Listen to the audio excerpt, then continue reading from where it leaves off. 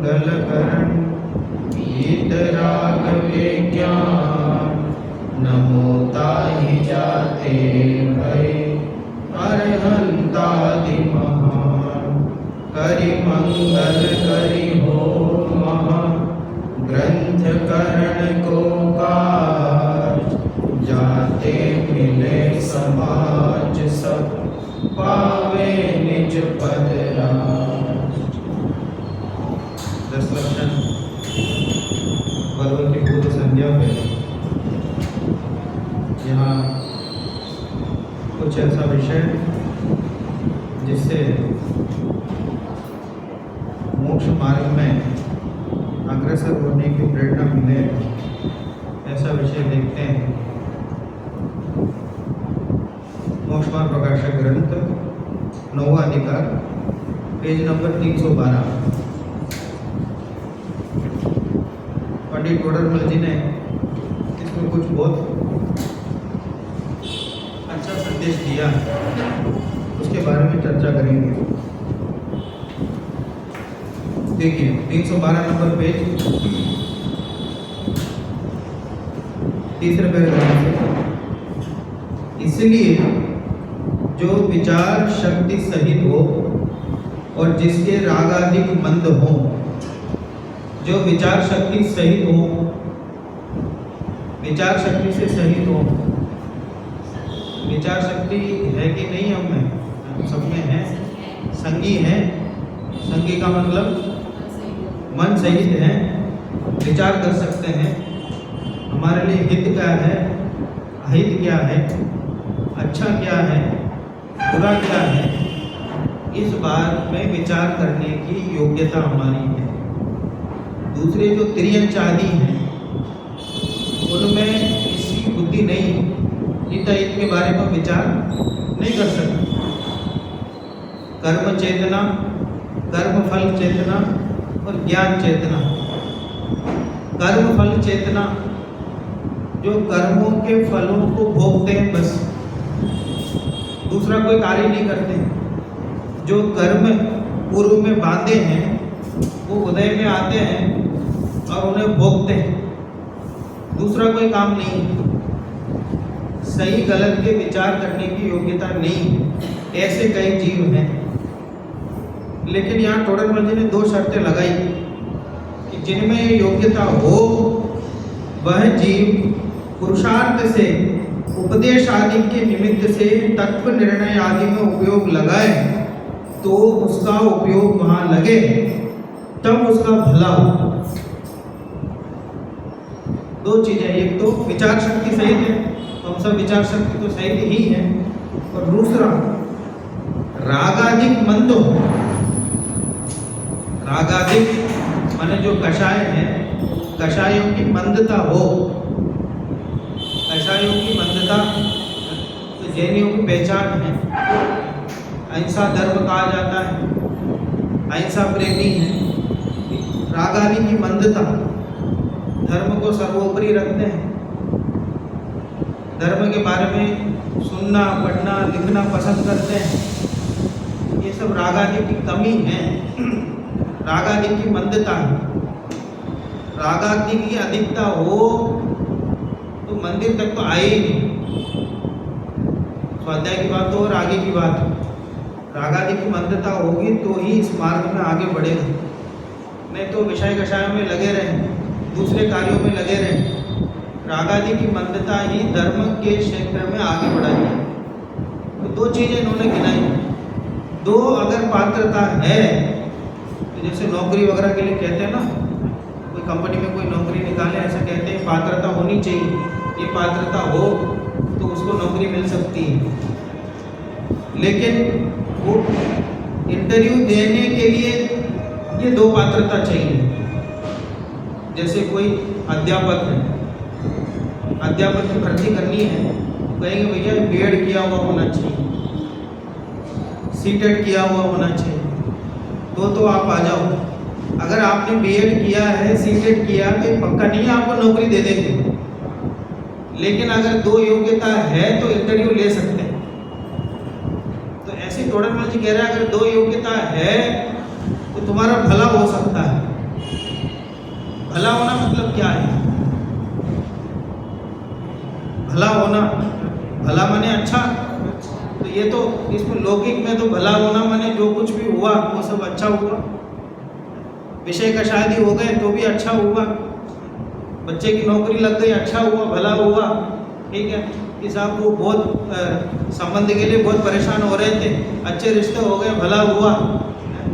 भले होने में तो सब बहुत भूखे थे, शुद्ध भोजन नहीं मिल रहा था, और ऐसा किससे मिलना हुआ साधर्मी से, अच्छा भोजन हो गया, भला हुआ।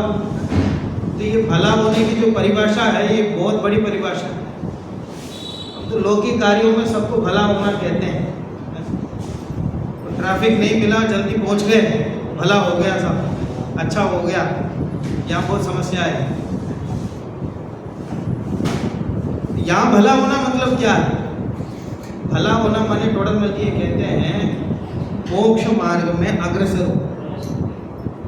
मोक्ष मार्ग में बढ़ना ही भला होना है। बाकी सब काम तो अनादिकाल से करते हुए आ रहे हैं, बाकी सब उपलब्धि हो गई, उनसे कभी इस जीव को भला हुआ है? भला तो तब होगा जब वो सिद्ध अवस्था में जाकर विराजमान है, उससे पहले इसका भला होने वाला नहीं है। देखो, तो दो तो पात्रता हुई, कौन कौन सी पात्रता हुई? पहली पात्रता क्या है? विचार शक्ति युक्त होना। और दूसरी पात्रता क्या है? रागादिक मंद होना। ठीक है, तो ये दो हो गए। अब इसके बाद भी कुछ करना पड़ेगा। इसके लिए तो इंटरव्यू के लिए तैयार हो गए, वहां जाके क्या करना? वह जीव पुरुषार्थ से, उपदेश आदि के निमित्त से तत्व निर्णय आदि में उपयोग लगाए तो उसका उपयोग वहां लगे, तब उसका भला। यानी इतनी पात्रता के साथ साथ पुरुषार्थ करना पड़ेगा। पुरुषार्थ से, उपदेश आदि के निमित्त से तत्व निर्णय करने में उपयोग लगाए। पात्रता तो है, पर पात्रता के साथ साथ पुरुषार्थ करके जो तत्व निर्णय करने में उपयोग लगाता है उसका भला होगा। केवल पात्रता से काम नहीं होगा। कि कई लोग भी समझो समाशरण जाते हैं, वहाँ से खाली हाथ लौट के आते हैं, वो सुरक्षित वापस आ जाते हैं वहाँ से। किसी तरह कोई भगवान की बातों का अपने ऊपर असर पड़ने नहीं देते। इस बात का बहुत ध्यान रखते। तो क्यों? कि ये तत्व निर्णय करने में उपयोग नहीं लगाया। पात्रता तो थी, पात्रता का उपयोग नहीं किया। पात्रता होने से ही काम नहीं चलेगा। मंदिर में जाकर के मंदिर तक आ गए, शास्त्राभ्यास कर लिया, लेकिन वो तत्व निर्णय करने में उपयोग नहीं लगाया, वो पुरुषार्थ शब्द लगाया। पुरुषार्थ पूर्वक, बुद्धि पूर्वक अपने आप को तत्व निर्णय करने में उपयोग नहीं लगाया तो भला नहीं होगा। ये काम और करना है। सुन तो रहे, समझ तो रहे, विचार शक्ति वाले, राग आदि की मंदता है, लेकिन सुन रहे हैं साहब, लेकिन कोई एक अच्छा वाक्य लिखा टोडरमल जी ने श्रोता के स्वरूप में, सुनता तो है पर सुहाता नहीं है। क्या लिखा? कि सुनता तो है पर सुहाता नहीं है। सुहाना चाहिए। सुहाना तो समझ गए ना? अच्छा लगना चाहिए कि इससे ही मेरा कल्याण है, ऐसा भाव वासन होना चाहिए। ऐसा तत्व निर्णय में बारंबार उपयोग लगाए। कई लोग ऐसा कहते हैं, पंडित जी बहुत अच्छा प्रवचन हुआ, अभी तो पहला ही दिन है 10 लक्षण का। कई जगह जाते हैं तो कई तरह के लोग मिलते हैं, बोले कि सब बहुत अच्छा प्रवचन किया, अच्छा प्रवचन किया, बढ़िया बताया, बढ़िया बताया। ठीक है, रोज ही बोलते रहे। एक व्यक्ति मिले थे, बहुत अच्छा किया, बहुत अच्छा किया। एक दिन मैंने पूछा, अंत में जाते जाते, लास्ट दिन प्रवचन हो गया, मैंने कहा साहब अच्छा आपको लगा तो अच्छी बात है, अच्छा क्या लगा ये बताओ आप। नहीं अच्छा लगा, बहुत बढ़िया, बहुत बढ़िया हुआ। बढ़िया तो हुआ है, बढ़िया तो करते ही है, कोई गलत बात थोड़ी करेंगे यहाँ बैठकर, बढ़िया तो करते ही हैं। बढ़िया क्या है ये तो बताओ, अच्छा क्या हुआ? नहीं आपको इतना ही समझ लो, अच्छा हुआ बहुत है। अच्छा क्या हुआ है तो बताओ। नहीं साहब वो नहीं पता, वो नहीं बता सकते। अब वो नहीं पता तो फिर अच्छा हुआ ये इसका निर्णय कैसे करें अच्छा हुआ है? फिर अच्छा क्या हुआ? वैसे ही पात्रता तो थी, रागादि की मंदता हुई, पर पुरुषार्थ से निर्णय नहीं लिया। तो कोई विद्यार्थी साल भर तो तैयारी करता रहा, साल भर बराबर सुबह सुबह जल्दी उठें, तैयारी करें, 3 घंटा पढ़ाई करें, ट्यूशन में जाएं, स्कूल जाएं, पढ़ाई करें, बहुत मेहनत की, अब उत्तीर्ण तो हो गई। ऐसे विद्यार्थी उत्तीर्ण नहीं होगा तो कौन होगा? बिल्कुल होगा, लेकिन परीक्षा के समय सो गया। जब परीक्षा देने की बारी आई तब सो गया। कितने नंबर आएंगे? कुछ नहीं आए। तो वैसे ही वो विचार करने की शक्ति तो हुई। पंडित जी ने कहा, शास्त्र में लिखा था, पढ़ा, हाँ बिल्कुल सही बात है, सही बात है। कदाचित रागादि की मंदता हो गई। पंडित जी पहले हम सुनते थे तब इतना जीवन में फर्क नहीं हुआ था, जब से सुनने लगे क्रोध कम हो गया, मान कम हो गया।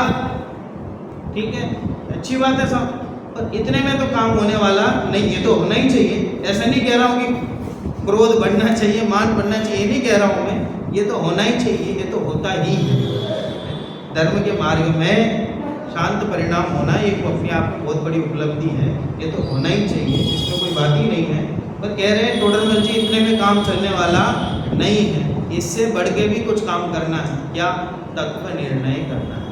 ठीक है, ये बढ़िया बढ़िया कहने से जीवन तो चल जाएगा, लेकिन मोक्ष मार्ग नहीं चलेगा। मोक्ष मार्ग में आगे बढ़ने के लिए बढ़िया क्या है उस पर भी विचार करना पड़ेगा। तो क्या कह रहे हैं कि तत्व निर्णय आदि में उपयोग लगाएं तो उसका उपयोग वहां लगे, तब उसका भला हो। एक द्रव्य दूसरे द्रव्य का कर्ता धर्ता नहीं है।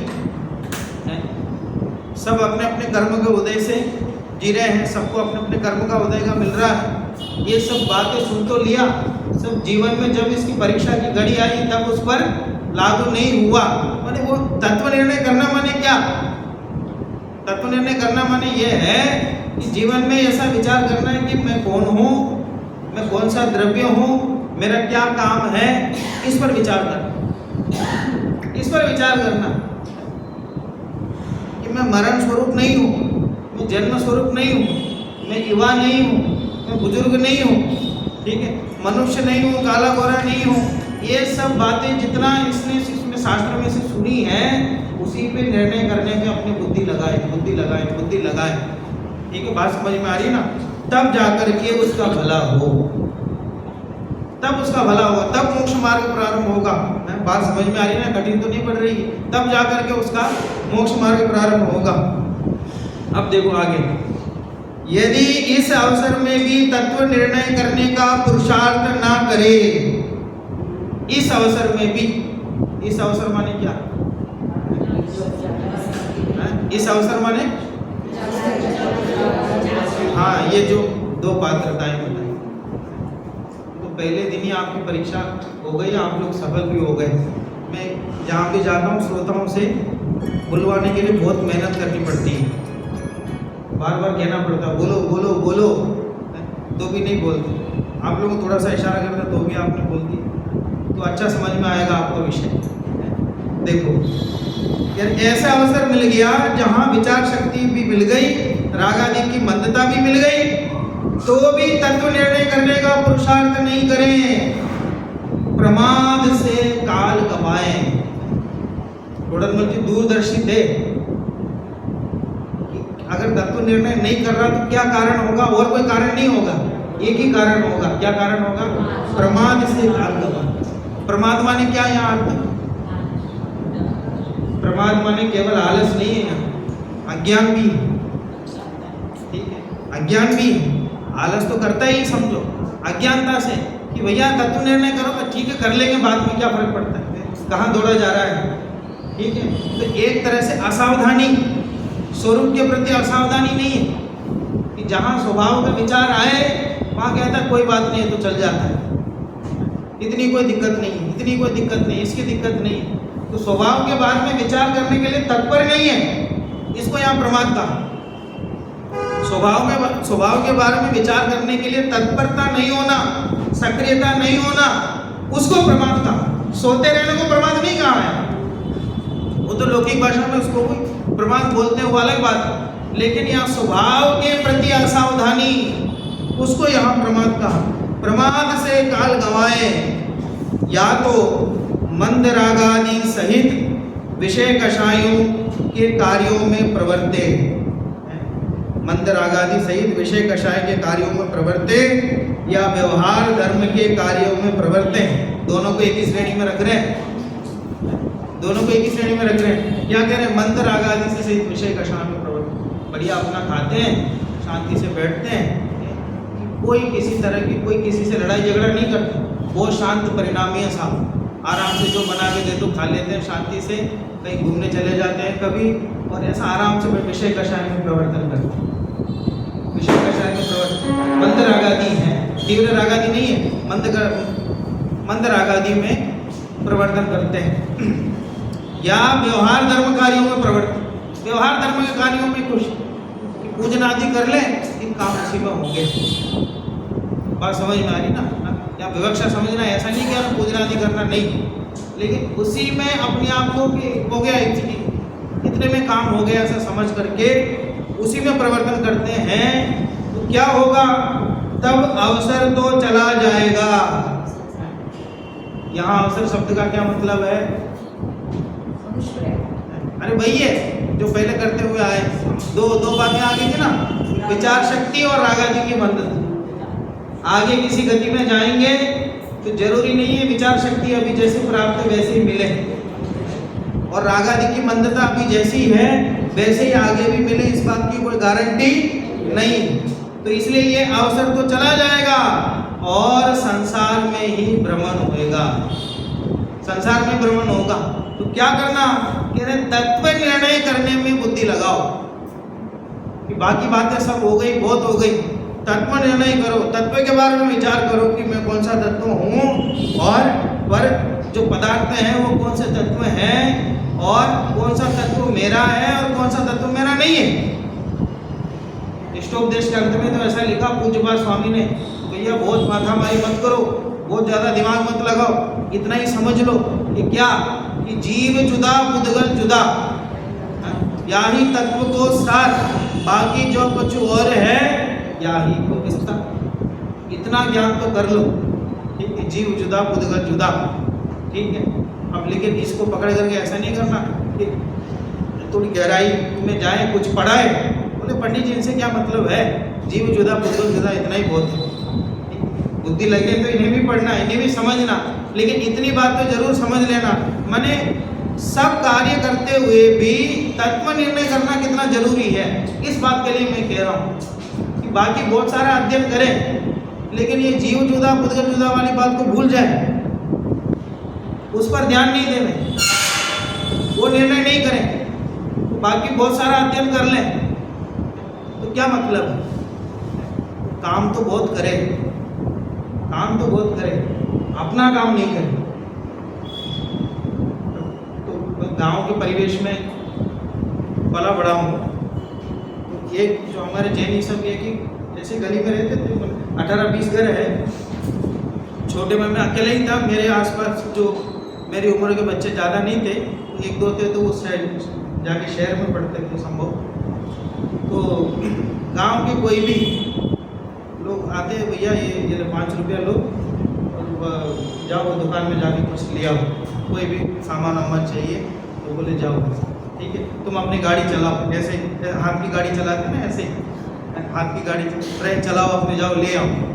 तो ऐसे सबका ही कोई भी काम बोल देता था, तो जाके ले आते थे, फटाफट करते थे। और मेरी मम्मी डांटती थी, बोले क्यों? कि मम्मी सब लोग प्रशंसा कर रहे हैं, सब लोग तारीफ कर रहे हैं, बहुत अच्छा बच्चा, बहुत अच्छा, तुम क्यों बुराई करती हो?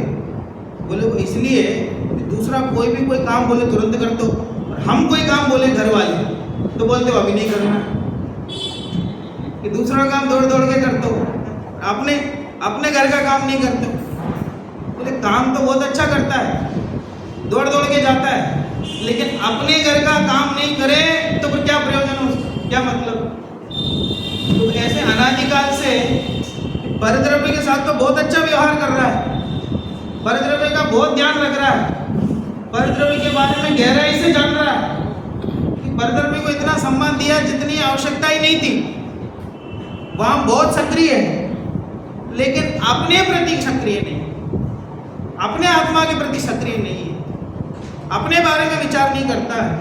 तो इसलिए कह रहे हैं ऐसा लोगे तो क्या होगा, मंद कषाय से विषय कषाय में प्रवर्तित कर लोगे, प्रमाद से काल बिता दोगे, व्यवहार धर्म में निकाल दोगे समय, फिर क्या होगा, यह अवसर चला जाएगा, वापस निगोद में जाना पड़ेगा।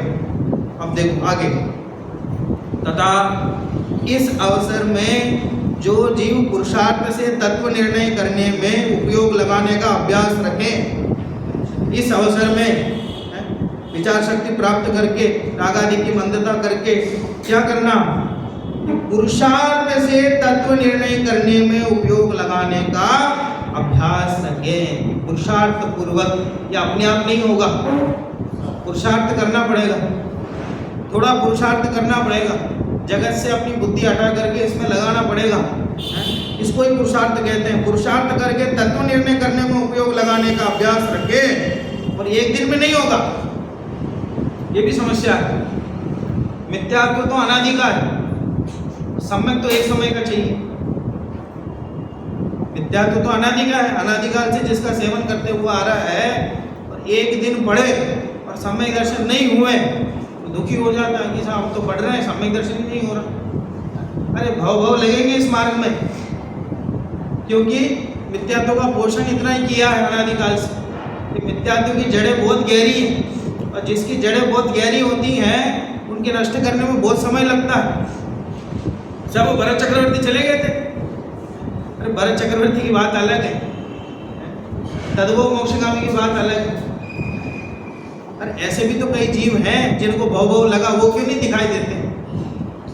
तो दोनों पक्षों से देखो ना, इसलिए कि तुरंत परिणाम नहीं आए तो कमजोर पड़ जाते हैं, फिर इस मार्ग से दूर होने लगते हैं। ऐसा बहुत पढ़ते हैं, समझते हैं, कुछ समझ नहीं। एक बार ठाकुरगंज गया था, यहाँ से बिहार में एक जगह है ठाकुरगंज, तो वहाँ बहुत साल पहले विद्वान जाते थे, बीच में बंद हो गया था। उन्होंने मुझे बुलाया, 2017 में गया था। वहाँ एक 90 साल से अधिक एक दादाजी थे, 3 टाइम तो प्रवचन चलते थे, 3-4 घंटे तो उनके साथ बैठ के चर्चा करता था। उनको एक ही समस्या थी, वो समस्या दूर करो, वो समस्या दूर करो, ऐसा कहते थे। क्या समस्या? सम्यक दर्शन क्यों नहीं होता मुझे? क्या बोलते थे? सम्यक दर्शन क्यों नहीं होता? सम्यक दर्शन, अब बोले मैं तो चाहता हूँ सम्यक दर्शन अभी हो जाए, मुझे क्यों नहीं हो रहा? फिर मैंने उनको बहुत समझाया, सब शास्त्र प्रमाण दिखाए, सब समझाया किया, साहब ऐसे कोई यत्न साध्य थोड़ी है तुरंत ही हो जाए, सहज साध्य है, अपने आप होगा। अपने हाथ में क्या है? अपने हाथ में तो उपयोग लगाना, तत्वोपयोग लगाना, ये अपने काम में है, ठीक है। अब जब होगा सम्यक दर्शन अपने आप होगा, क्यों चिंता करते हो? ठीक, बहुत समझाया, रोज बहुत चर्चाएं चलती थी, तो भी वे तो अड़े रहे कि नहीं मुझे अभी चाहिए समय, अभी चाहिए, अड़े रहे। फिर अंतिम दिन जब संतुष्ट नहीं हो, बोले कि देखो तुम छोटा पंडित हो, तुम जब जयपुर जाओगे डॉक्टर साहब मिलेंगे, उनसे कहना, फिर वो जो कहेंगे उसकी चिट्ठी लिखना मुझे, क्या कहते हैं। मैं गया दादा से, मैंने कहा कि ऐसी ऐसी बात है, ऐसा ऐसा मैंने समझाया, पर वो तो कहते हैं कि नहीं मैं छोटा पंडित है, तो आप बताओ क्या उत्तर लिखना है। तो तुमने जो कहा सही कहा, तुमने जो कहा बिल्कुल सही कहा, एक बात लिख दो, मेरे को वो नहीं मानेंगे। तो अच्छा मेरे नाम से लिख दो, कोई बात नहीं, वही बात। तो भी उनके मन में यही था कि नहीं मुझे तो अभी चाहिए, अभी चाहिए। बाद में मुझे पता वो एकदम व्यापारी आदमी थे, यहाँ इधर राजस्थान तरफ के ही थे, फिर वहाँ जाके सेटल हो गए थे। वो व्यापारी आदमी थे, प्रयोजन सिद्ध करने वाले एकदम। तो वो 90 साल तक तो समझो पूरा उन्होंने व्यापार वगैरह सब अच्छा कर लिया। अब वो अंत में ऐसा लगा कि भाई सम्यक दर्शन के बिना निकल जाएगा तो फिर मुश्किल हो जाएगा मनुष्य को, तो सम्यक दर्शन तो लेके ही जाना। तो फिर सम्यक दर्शन को ऐसा समझ लिया जैसे जाने से पहले मकान बना दो, दुकान बना दो, बच्चे को लगा दो, वो काम कर दो, जैसे सेटल करके जाते हैं ना सबको, ऐसे सम्यक दर्शन भी लेके चल जाओ। फिर बाद में क्या पता है, तो अंत समय में जब सुध आई समझो, जब तक बहुत देर हो चुकी थी। अब इसलिए उन्हें कि साहब इसी समय लेके जाना है, तो ऐसी जिदें नहीं चलती, ऐसे आग्रह से ये मार्ग मिलने वाला नहीं है। तो क्या कहें, एक समय भी लग सकता है और 10 भाव भी लग सकते हैं, इसका कोई ऐसा ठिकाना नहीं है। तो तब तक लगे रहना है, तब तक इसी मार्ग में आगे बढ़ते रहना है, तत्व निर्णय करने में कोई कसर नहीं छोड़नी है। इसलिए कह रहे हैं इस अवसर में जो जीव पुरुषार्थ से तत्व निर्णय करने में उपयोग लगाने का अभ्यास रखें उनके विशुद्धता बढ़ेगी। ये 1 नंबर। क्या कह रहे हैं कि भैया मोक्ष मार्ग में आगे बढ़ रहे हैं, ये कैसे पता लगेगा? ये पहला लक्षण है इसका। क्या बता रहे हैं? विशुद्धता बढ़ेगी। मिट्टी है, मिट्टी के ऊपर बारिश होगी तो क्या होगा? मिट्टी गीली होगी और वो सीमेंटेड हो पूरा, और उसके ऊपर बारिश होए तो बह के निकल जाएगा। ठीक है, तो ये पहला ही लक्षण है कि हम मोक्ष मार्ग में आगे बढ़ रहे हैं कि नहीं। अपने आप की परीक्षा करने के लिए पहला लक्षण बता रहे हैं कि तत्व निर्णय करने में उपयोग लगाओगे, अभ्यास रखोगे तो उससे विशुद्धता बढ़ेगी, अंतरंग में विशुद्धता बढ़ेगी, भावना बढ़ेगी। विशुद्धि लब्धि भी एक लब्धि है ना, सम्यक दर्शन में विशुद्धि लब्धि है, तो उससे विशुद्धता बढ़ेगी। तो उससे क्या होगा? उससे कर्मों की शक्ति हीन होगी, कुछ काल में अपने आप दर्शन मोह का उपशम होगा, तब तत्वों की यथावत प्रतीति आएगी। जब तत्व निर्णय करते रहेंगे, तत्व निर्णय करते रहेंगे तो विशुद्धता बढ़ेगी, विशुद्धता से कर्मों की शक्ति हीन होगी और कुछ काल में अपने आप दर्शन मोह का उपशम होगा, तब तत्वों की यथावत प्रतीति आएगी। उसको क्या कहते हैं? तत्वों की यथार्थ प्रतीति होना उसको किसे कहते हैं? क्या कहते हैं उसे? सम्यक दर्शन। तो सम्यक दर्शन के लिए अपने पास हथियार क्या है?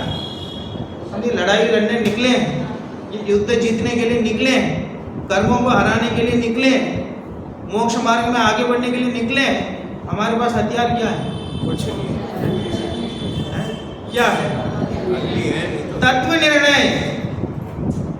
तत्व निर्णय करना बस हमारे हाथ में है और कुछ नहीं चाहिए, और कुछ से काम होने वाला नहीं है। और कर्म है, कर्म तो अपने आप ही नष्ट होंगे, उन्हें कुछ करने वाला कोई नहीं।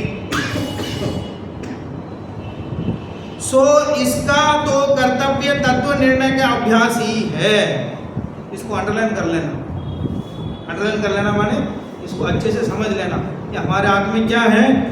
इसका तो कर्तव्य तत्व निर्णय का अभ्यास ही है। निरंतर तत्व निर्णय करते जाओ, तत्व निर्णय, भेद विज्ञान करते जाओ, भेद विज्ञान करते जाओ, भेद विज्ञान करते जाओ। इसके अलावा कुछ नहीं है।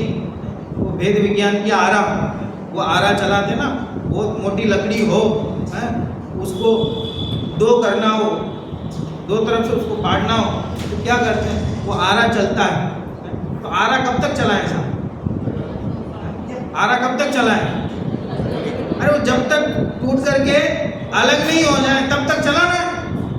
तो ऐसे भेद विज्ञान कब तक करना कि भैया जब तक जाकर के सिद्ध गति को प्राप्त नहीं हो जाए, सम्यक दर्शन प्राप्त नहीं हो जाए, तब तक करते जाए कि साहब सम्यक दर्शन का क्या भरोसा, होए नहीं होए तो ये पहली कक्षा में अगर शक हो गया ऐसा है, जब पहली क्लास में बच्चों को भर्ती करते हैं तब ये सोचते हैं कि साहब इसको नौकरी नहीं मिली तो, पहली कक्षा में ले जाके बच्चों को भर्ती करते हैं तब ये सोचते हैं इसको नौकरी नहीं मिली तो पढ़ाते हैं ना, अच्छे से पढ़ाते हैं। ठीक है, अरे भैया हम क्या कहते हैं, हमारा काम तो उसको पढ़ाना है, इसको जो बनना होगा सो बन जाएगा। ऐसा क्या लौकिक क्षेत्र में तो बहुत बड़े सम्यक, लौकिक क्षेत्र में तो बहुत बड़े ज्ञानी, बात तो सब बातों को पकड़ लेते। यहाँ कहते हैं कि भैया तत्व निर्णय करो। क्या करना तत्व निर्णय का? सम्यक दर्शन तो हो नहीं रहा। अरे अपना काम तो तत्व निर्णय करना है। सम्यक दर्शन जब होगा तब होगा, कर्मों की स्थिति जब क्षीण होगी सो होगी। तत्व निर्णय का अभ्यास ही है। इसी से दर्शन मोह का उपशम तो स्वयमेव होता। क्या शब्द लगाया? स्वयमेव होता है, कुछ करना नहीं पड़ेगा। कर्म दहन विधान करना पड़ेगा। एक विधान होता है कर्म दहन विधान। एक बार किसी साधर्मी का फोन आया वहाँ से जयपुर में, उन्होंने कहा साहब एक विधान कराना हमारी। ठीक है साहब आ जाते हैं। तब पूछा नहीं, जल्दी में था कि चलो चल जाते हैं। उन्हें कब आना है कि साहब एक दिन वहाँ आना है, रविवार को चले गए। वहाँ तो हम तो ऐसे ही शांति विधान अपने सब ग्रंथों के आधार से विधान लिखे, यही विधान कराते हैं, हमारी तो यही आदत है। अब उनके पास गया तो उनके पास विधान था, उसमें लिखा था कर्म दहन विधान।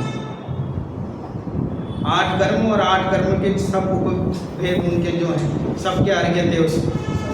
ओम ह्रीं क्लीं दर्शन मोहिनी कर्म विनाशनाय अर्घ्यम निरूपा। ऐसे हर कर्म के उन्होंने अर्घ्य बना करके उसके सबके बढ़िया कर्म दहन विधान।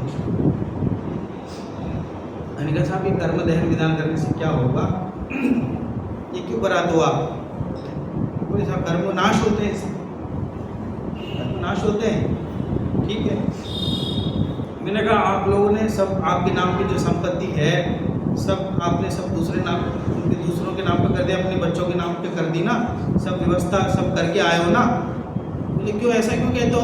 बोले कर्म दहन विधान कर रहे हो, जब 8वें कर्म को एकदम अर्घ्य चढ़ाओगे, जब तो 8 कर्म नाश हो जाएंगे आपके पूरे, तो फिर उसके बाद तो आप यहाँ रहोगे नहीं, उसके बाद सीधे सलाह में चले जाओगे, तो फिर आपकी संपत्तियाँ यहीं रह जाएंगी, तो अभी से कर दो पहले से। बोले पंडित जी मजाक क्यों करते हो? बोले शुरुआत तो आपने की थी, आप भी ऐसे मानते हो कर्म दहन करने से कर्म नाश हो जाएगा, और ये मन में पक्का विश्वास है, पूरा विधान हो जाएगा और वापस घर जाएंगे, ठीक है, वापस गाड़ी में बैठ कर घर जाएंगे, पक्का विश्वास है। और कहते हैं कर्म दहन विधान, वो कहते हैं कर्मों का नाश हो जाए। बोल कैसे होगा? ये कर्मों को अर्घ्य चढ़ाने से कर्मों का नाश हो जाए? क्रोध कषाय को अर्घ्य चढ़ाने से? अच्छा, कोई क्रोध कषाय निवारणाय अर्घ्यम निरूपयामिति, अर्घ्य चढ़ाएं और उसी समय वो जो व्यवस्थापक है उसको कह रहे थे कि भैया ये द्रव्य रख दो, द्रव्य रख दो, द्रव्य रख दो, 2-3 बार उसको बोला, तो सुना नहीं उसने, ठीक है। और हम ये चाह रहे थे कि इसमें बादाम भी चढ़ाए साथ में, ठीक है, बादाम नहीं है थाली में, ठीक है। वजह से क्रोध कषाय निवारणाय अर्घ्यम निरूपयामिति, तो सुनता नहीं है, कितनी बार बोला तुमको? बोलो साहब, ऐसे अर्घ्य चढ़ाने से कषाय नष्ट हो जाएगी? कह रहे स्वयमेव होगा दर्शन मोह उपशम, तो दर्शन मोह का उपशम तो स्वयं में होता है, उसमें जीव का कर्तव्य कुछ नहीं है। हमारे कर्तव्य क्या है? जब तक हमारे अधिकार क्षेत्र का हमें पता नहीं चलेगा, जब तक मोक्ष मार्ग में आगे बढ़ने के लिए हमारे पास हथियार क्या है ये पता नहीं चलेगा, हमारा प्रभुत्व क्या है, हमारा स्वरूप क्या है, हमारे हाथ में क्या है, ये सब पता नहीं चलेगा तो मोक्ष मार्ग में अग्रसर होंगे कैसे? इसलिए टोडरमल जी की भाषा बहुत स्पष्ट है, कह रहे कर्मों में माथा मारने से कोई काम चलने वाला नहीं है। कह रहे हमारे हाथ में तो तत्व का निर्णय करना है। 2 शब्द दिए, तत्व निर्णय का अभ्यास, एक तत्व निर्णय और दूसरा अभ्यास, सदा करते रहना, सदा करते रहना। देखिए अब सम्यक दर्शन हो गया ऐसा करते करते, अब आगे क्या होगा? तथा उसके होने पर जीव के स्वयमेव सम्यक दर्शन होता है, और सम्यक दर्शन होने पर श्रद्धांत तो यह हुआ कि मैं आत्मा हूँ, मुझे रागाधिक नहीं करना, परंतु चारित्र मोह के उदय से रागाधिक होते हैं। मान्यता तो ये है कि मैं तो आत्मा हूँ, रागाधिक नहीं करना, पर चारित्र मोह का उदय है तो रागाधिक तो होते हैं। तो यहाँ तीव्र उदय हो तब तो विषयादि में प्रवर्तता है, रागादि की तीव्र उदय हो तब विषयादि में प्रवर्तता है, और मंद उदय हो तब अपने पुरुषार्थ से धर्म कार्यों में या वैराग्य आदि भावना में उपयोग को लगाता है। मंद उदय हो तो धर्म कार्य में लगाता है, और तीव्र उदय हो तो विषय कषाय में लगाता है, चारित्र मोह के उदय से। उसके निमित्त से चारित्र मोह मंद हो जाता है। किसके उदय से? मंद उदय से। जब धर्म कार्य में लगता है ना, वैराग्य आदि भावनाओं में लगाता है ना उपयोग को, तब चारित्र मोह भी मंद हो जाता है। ऐसा होने पर देश चारित्र और सकल चारित्र अंगीकार करने का पुरुषार्थ प्रकट होता है। देश चारित्र माने 5वां मनस्थान, और सकल चारित्र माने 6वां 7वां मनस्थान। अब शुरुआत कहाँ से हुई? तत्व निर्णय में निरंतरता, अभ्यास। तथा चारित्र को धारण करके अपने पुरुषार्थ से धर्म में परिणति को बढ़ाए वहाँ विशुद्धता से कर्म की शक्ति हीन होती है, उससे विशुद्धता बढ़ती है और उससे कर्म की शक्ति अधिक हीन होती है। इस प्रकार क्रम से मोह का नाश करें तब सर्वथा परिणाम विशुद्ध होते हैं। उनके द्वारा ज्ञानावरणादि का नाश हो तब केवल ज्ञान प्रकट होता है। पश्चात वहाँ बिना उपाय आगाती कर्म का नाश करके शुद्ध सिद्ध पद को प्राप्त। बिना उपाय कुछ नहीं करना पड़ता, आगाती कर्मों के नाश के लिए भी कुछ नहीं करना पड़ता, कर्म तो अपने आप नष्ट हो। अरे आगाती को गाती कर्मों को भी कुछ नहीं करना है, गाती कर्म भी जैसी विशुद्धता हमारी बढ़ती जाती है तो कर्म अपने आप नष्ट होते जाते हैं। कर्मों की तरफ देखने की जरूरत नहीं, अपनी तरफ देखो तो कर्म अपने आप चले जाते हैं। जब ये त्रिकरण परिणाम होते हैं, नाम सुना क्या? त्रिकरण परिणाम, अच्छे स्वाध्याय हैं, आपसे नाम सुना होगा आपसे। त्रिकरण परिणाम होते हैं ना, अदयकरण, अनुवृत्तिकरण और अपूर्वकरण, ठीक है। और टोडर मुंजी ने इसका वर्णन किया, बहुत अच्छे से वर्णन किया कि दो जीव होते हैं, दोनों का प्रारंभ करने का समय एक सा होता है और कहीं अलग अलग होता है, किसी का अतिशय परिणाम होते हैं। ये सब पढ़ा है। ये सब पढ़ने के बाद एक विद्यार्थी कहता है कि भाई साहब पहले तो ऐसा लगता था समय दर्शन सरल है, अब ये पढ़ के ऐसा लगता है दो जीव एक साथ जाएंगे, कोई ऊपर नीचे हो जाएगा, कोई अतिशय परिणाम होंगे, अब थोड़ा कठिन लग रहा है। ऐसा समय दर्शन नहीं चाहिए। अरे भैया तुम्हें कोई ऐसे कर्मों में जाकर के ऐसे करने की आवश्यकता नहीं है। अपने जब जीव अपने आत्मा पे अपने पे ध्यान देता है तो कर्मों में जो स्थिति होनी होगी अपने आप हो जाएगा, उसे अपने आप में कुछ करने की आवश्यकता नहीं, तो वो चाहे घाती हो अघाती हो दोनों ही। इस प्रकार उपदेश का निमित्त बने और अपना पुरुषार्थ करें तो कर्म का नाश होता है। अब ये जो इतनी बातें पढ़ी ना हमने, 10-15 लाइन में जो बातें हमने पढ़ी, ये 1.5 लाइन में उसका सार बता रहे हैं। टोडर मुंजी क्या लिख रहे हैं? इस प्रकार उपदेश का निमित्त बने और अपना पुरुषार्थ करें तो कर्म का नाश होता है। अकेले एक से नहीं होगा, उपदेश का निमित्त बन गया, बस प्रवचन का शास्त्राभ्यास का निमित्त बन गया तो इतने में काम हो जाएगा क्या? फिर इतने में नहीं होगा। तो क्या करना पड़ेगा? अपना पुरुषार्थ भी करना है। और अपना पुरुषार्थ में क्या करना है? तत्व निर्णय करना। बस तत्व निर्णय करें कर्म का नाश होता है। लेकिन साहब हम तो तत्व निर्णय करने की बहुत कोशिश करते हैं, नहीं हो पाता, क्या करें?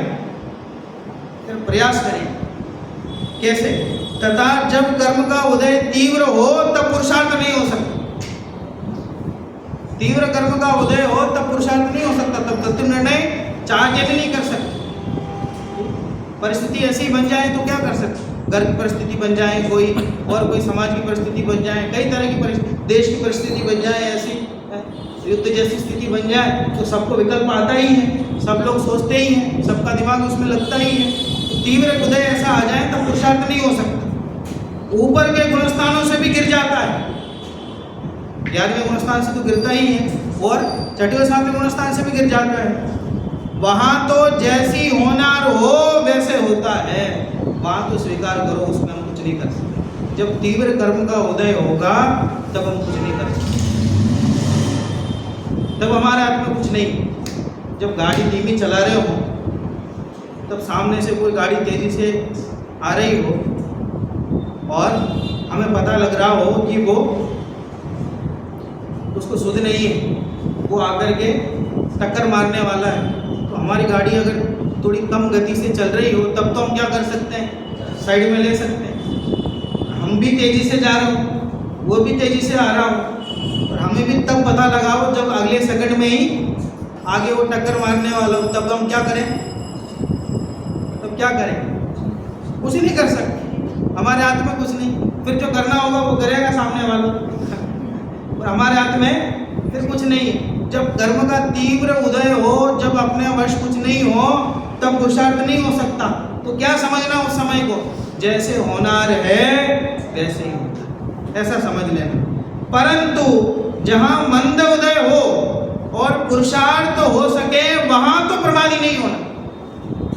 गाड़ी धीमी जा रही हो तब भी नहीं इस तरफ होवे, तब भी ये सोचे कि कोई बात नहीं, जो होना है सुनिश्चित है।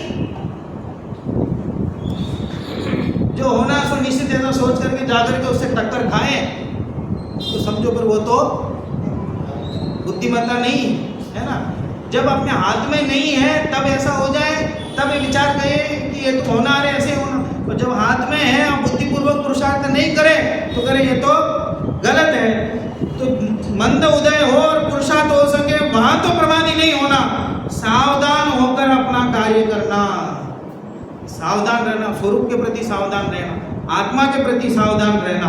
देखो जैसे कोई पुरुष नदी के प्रभाव में पड़ा बह रहा है, वहां पानी का जोर हो तब तो उसका पुरुषार्थ कुछ नहीं है, उपदेश भी कार्यकारी नहीं है। ये उदाहरण समझ में आ सकता है, आजकल जो लोग अखबार पढ़ते हैं उनको अच्छे से समझ में आ सकता है। बारिश का मौसम चल रहा है, ये कहीं भी बाढ़ आती है, रोज ऐसी खबर आती है, कोई ना कोई बहते है उसमें, तेज बहाव हो रहा हो और सामने उसमें जाके फंस गया हो तो क्या करें, कोई पत्थर उसको मिल गया हो, उसको पकड़ के वहाँ पे खड़ा रहे हैं कि वो तेज बहाव में भी वो तैरने की कोशिश करें, क्या करें वहाँ, वो उसको पकड़ के शांति से बैठा रहे और जब तेज बहाव कम होगा तब वहाँ से निकल, ठीक है, वही बात ये कह रहे हैं। और पानी का जोर थोड़ा हो तब यदि पुरुषार्थ करके निकल ले तो निकल आएगा, उसी को निकलने की शिक्षा देते हैं। और ना निकले तो धीरे धीरे बहेगा, फिर पानी का जोर होने पर बहता चला जाए। कोई पत्थर पकड़ के खड़ा रहे, पानी तो आराम से बह रहा है, ये बोलेंगे जब तेज आएगा पानी तब निकल आऊंगा, भैया अभी तो कम बह रहा है, अभी निकल आएगा तो बच जाएगा। और ये सोच के बैठा रहेगा तेज आएगा तब निकलूंगा, तो फिर कभी निकलने वाला नहीं है, बह जाएगा। उसी प्रकार जीव संसार में भ्रमण करता है, वहां कर्मों का तीव्र उदय हो तब तो उसका पुरुषार्थ कुछ नहीं है, उपदेश भी कार्यकारी नहीं है। जिसके तीव्र कर्म का उदय हो जीव को उपदेश भी कार्यकारी नहीं है। और कर्म का मंद उदय हो तब पुरुषार्थ करके मोक्ष मार्ग में प्रवर्तन करे तो मोक्ष प्राप्त कर ले। मंद उदय है, हम सबको मंद उदय है, नरदेह है, मनुष्य भाव है और सब तरह की अनुकूलता है, सुनने की क्षमता है, समझने की क्षमता है, सब कुछ है, परिवार में भी अनुकूलता है, ऐसी कोई समस्या नहीं है, जैन कुल मिल गया है, अच्छी सब अनुकूलताएं मिली, ये मंद उदय का ही परिणाम है। उसी को मोक्ष मार्ग का उपदेश देते हैं। और मोक्ष मार्ग में प्रवर्तन नहीं करें तो किंचित विशुद्धता पाकर फिर तीव्र उदय आने पर निगोद आदि पर्याय को प्राप्त करेगा। किंचित यहाँ पे जो मंद उदय प्राप्त हुआ है, इस शिक्षा को इसको चबाना, वो हमारे पंडित जी बोलते थे इसको चबाना, इस शिक्षा को क्या बोलते थे, चबाना, निगलना मत, क्या कहते थे, चबाओ इसको, खूब चबाओ, खूब चबाओ, जितना चबाओगे उतना वो क्या भोजन को जितना चबाओगे उतना पौष्टिक होगा शरीर के लिए, सुपाच्य होगा अच्छे शरीर के लिए। ऐसे इस शिक्षा को निगलना नहीं है। तो मोक्ष मार्ग की बात है, इसे निगलना नहीं है, इसको चबाना है। अकेले प्रवचन में सुनोगे तो निगलना हो जाएगा, घरों में भी अगर इस लगातार चलता रहेगा तो फिर चबाना हुआ, निरंतर इसको चबाना है। इसलिए अवसर चूकना योग्य नहीं है। अब सर्व प्रकार से अवसर आया है, ऐसा अवसर प्राप्त करना कठिन है। इसलिए श्री गुरु दयालु होकर मोक्ष मार्ग का उपदेश देते हैं, उसमें भव्य जीवों को प्रवृत्ति करना। तो इस तरह मंद ये विचार शक्तिवान हुए और रागादि की मंदता हुई, इन दोनों जो पात्रता हमें मिली है, इस पात्रता का उपयोग करके हम सबको भी जो मार्ग, सच्चा मार्ग मिला है, जिनवाणी के माध्यम से सच्चा मार्ग मिला है, द्रव्य व्यवस्था, वस्तु व्यवस्था, इन सब बातों को समझने का अवसर मिला है, इस अवसर को भुनाना है और इस बारंबार इस शिक्षा के बारे में विचार करना है। इसी को तत्व निर्णय कहते और इसी का अभ्यास रखना निरंतर। जो ऐसा अभ्यास रखेगा उसके स्वयं सम्यक दर्शन होंगे और वही जीव आगे जाकर के स्वयं सिद्ध गति को प्राप्त करेगा। हम सभी भी ऐसी सिद्ध गति को प्राप्त करें, ऐसी मंगल भावना से।